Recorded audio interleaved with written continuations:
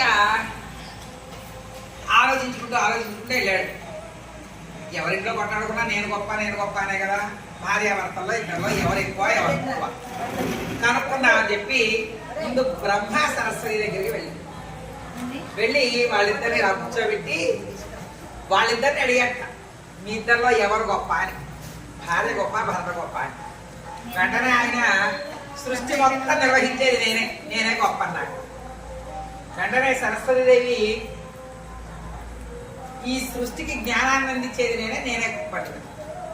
మరి సృష్టి గొప్ప జ్ఞానం గొప్ప అనే విషయం ఈయనకి అర్థం కాక, సరే వాళ్ళు కొట్టాడుకుంటుంటే ముందు ఇలా ఒక బిందెని ఏర్పాటు చేసి ఒక రజిత ఉంగరాన్ని ఒక బంగారు ఉంగరాన్ని వేసి ఆడమన్నట్టు వాళ్ళిద్దరిని. మీలో ఎవరు తీస్తే దాని ప్రకారం నేను గొప్ప అని చెప్తా అన్నట్టు.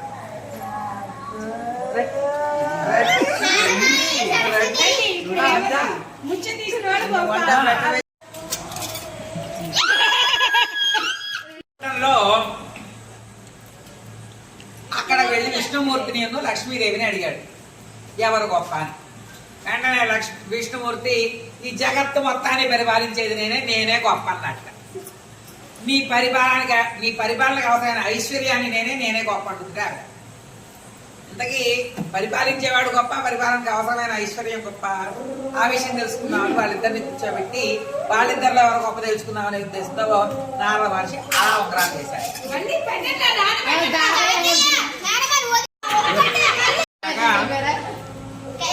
అక్కడి నుంచి కైలాసానికి వెళ్ళాడు.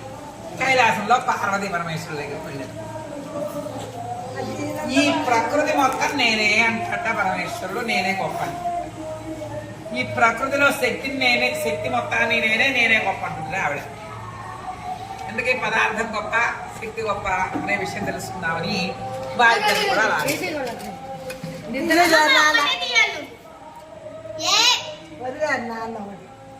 సరే.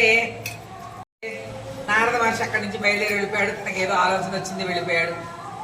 వీళ్ళు కూడా నారద మహర్షి వచ్చి మన మధ్య ఇలా కూర్చోబెడితే మనం కొట్టాడుకోవడం ఏమిటనుకున్నారట. వాళ్ళు కూడా వెళ్ళిపోయారు. కనీసం ఈ కథ నుంచి మనం తెలుసుకోవాల్సింది ఏమిటంటే, సృష్టికి అవసరమైంది జ్ఞానం. జ్ఞానం లేకపోతే సృష్టి లేదు, సృష్టి లేకపోతే జ్ఞానంతో అవసరం లేదు. కాబట్టి ఆ రెండు ఒకటి చాలా అన్యోన్యంగా ఉండాలి. అలాగే తర్వాత పరిపాలనకి లక్ష్మి కావాలి, పరిపాలన లేకపోతే లక్ష్మితో పని లేదు, ఐశ్వర్యంతో పని లేదు.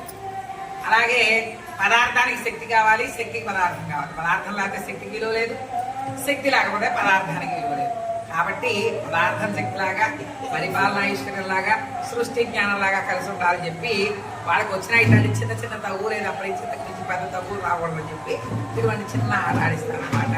పెళ్లిలో ముందు కూడా వాళ్ళు ఆడించాం, వాళ్ళని కొట్టుకోగట అదే కొట్టుకుంటేనే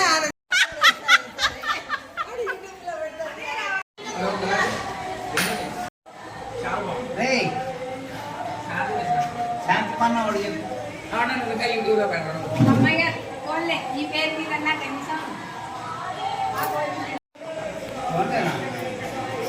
ఆయుష్మద్దేవా ఆయుష్మంతే మృతేన